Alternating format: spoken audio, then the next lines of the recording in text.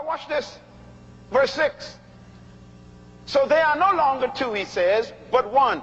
Therefore, what God joins together, let no ex, old boyfriend, old girlfriend, or lawyer put asunder. Whom God joins together, he says, let no lawyer, no judge, no ex-boyfriend, girlfriend, or spouse, or even prophet put asunder. The emphasis here is whom God joins together. God does not marry everybody. The only people that God actually marries are the ones Jesus says qualifies in the beginning.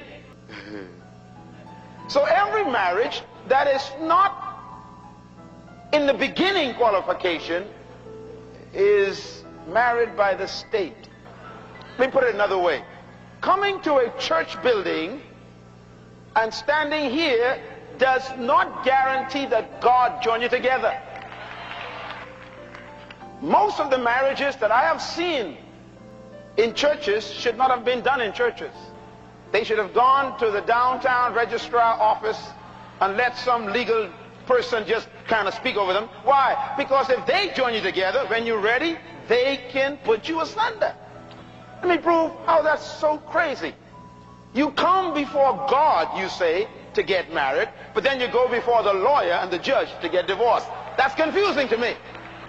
If you come before God to be put together, then when you're ready to be put apart, invite everybody back. Come on, let's talk about this. Get the bridesmaid, get the groomsmen, get the music, get all the flowers, and make sure God is present, and say, now we want to be put asunder. I dare you. How dare you come before God to be married and go before the judge to be divorced? You hypocrite, you. I have a suggestion. Whenever you are about to print your wedding invitations, put on the bottom, and if we plan to get a divorce, keep this invitation. That's how ridiculous it is to walk down these aisles in a white dress and a blue and a dark suit and tell God I do before him, and go before a judge and says I don't.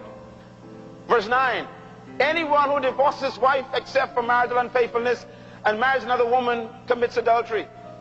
She said, look, I didn't create divorce, I don't agree with it. He says, but at least I'll give you a standard. The standard is you shouldn't even think about divorce unless the other party has violated the marriage bed. In other words, the only qualification God allowed for you to do what you invented was sexual corruption. Now, why does he use the word adultery? I'm going to give you a quick lesson. According to Jesus, there's no other grounds for divorce. You can't say, well, I don't love him anymore. I don't love her anymore. It doesn't qualify for divorce. Or we outgrew each other. Still ain't qualified. Or I got saved. Still ain't qualified. The only way out of what you can't wait to get in is adultery. That means that right now in heaven, God have a lot of people already and still married who are already divorced on earth. They're still married in heaven. God said, no, they ain't qualified, so they're married. That's why they keep committing adultery over and over again with other people, because as far as heaven is concerned, you are still married. Let me give you another challenge. If you get married, listen carefully, this is scriptural standard now, not religious standard. Because religion, you know, they make their own standard. Christianity is a religion, it makes its own standard. I'm talking about the Bible now, the kingdom. The kingdom says, if you marry a person and you decide to separate, you cannot marry anybody else, no matter how long, as long as that other person does not commit adultery. So A lawyer and a judge cannot destroy a marriage in God's kingdom. The only one that can destroy a marriage in God's kingdom is an adulterer. So if you decide you can't live with somebody anymore, not on the grounds of adultery, and you live apart, God's watching, because in heaven you're still married. And I don't care how many women wink at you or how many men wink at you and say they love you, you can't get involved. Why? In heaven you're still married.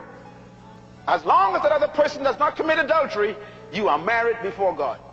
This is kingdom standard. Now when they commit adultery and you know and prove it, you are free to marry again. That's the grounds of kingdom. Do you know why? Because whenever you get married and you consummate that marriage with sex, blood is spilled. That's why two men cannot consummate a marriage. And that is why two women cannot consummate a marriage. Why? There's no blood covenant possible. See, marriage is not about rings. You know, in San Francisco, they keep putting rings. It ain't about rings. It's about blood. Oh, you don't understand. It's about blood. That's why the Bible talks so much about the blood. Because the blood is the foundation of both life and death. Life and death is in the blood. That's why every female comes to earth locked up. Completely locked up. Comes packaged. Locked up. Every female comes to this planet locked up. And the designer did a good job. He locked her up with a little film of skin called the pinna. And that pinna, the skin, is filled with blood. It's actually an organ, the doctors say. And all the organ supplies is blood. It locks her up. And the only way to open up a female is to spill blood on yourself and her. It's a blood covenant. So when a woman is opened by a man for the first time, there's a covenant cut. No matter what you say, God marks in heaven a little note. Covenant. Follow me now. That's why sex is only relegated to marriage. Because you don't want to cut a covenant with anybody who ain't going to be with you forever. So my wife and I cut a covenant on our wedding night. Blood on both of us. Matter of fact, if you read the scriptures carefully, you'll understand how deep this thing is to God. God told Moses that when a man and woman got married, when they went into the wedding bed the first night, the priest had to stand outside the door waiting for the sheet. Woo!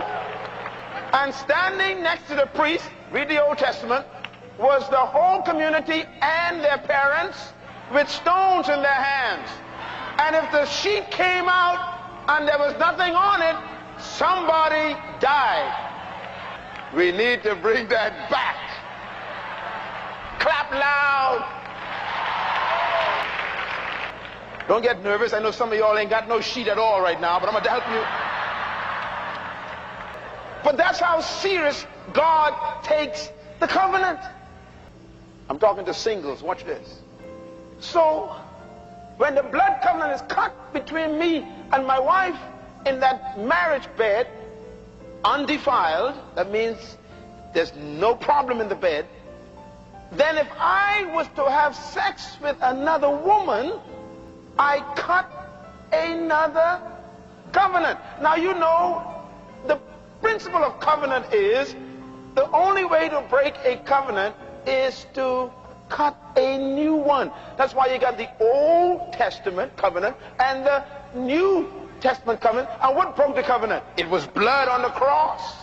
Oh, you don't get it. So the blood of bulls and goats and sheep and turtle doves in the Old Testament was a covenant that lasted for 1 year. But here comes Jesus, the Lamb of God. He's going to cut another covenant. This one is forever. Woo!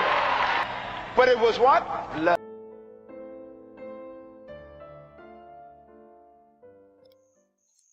Hi, thank you so much for watching. Please remember you can support our work on our Patreon page and you get access to exclusive content and full videos. And please hit that subscribe button if you haven't done so and click the notification bell to be the first to receive newer content. Please don't forget to like and share this video with your friends to be a blessing to them.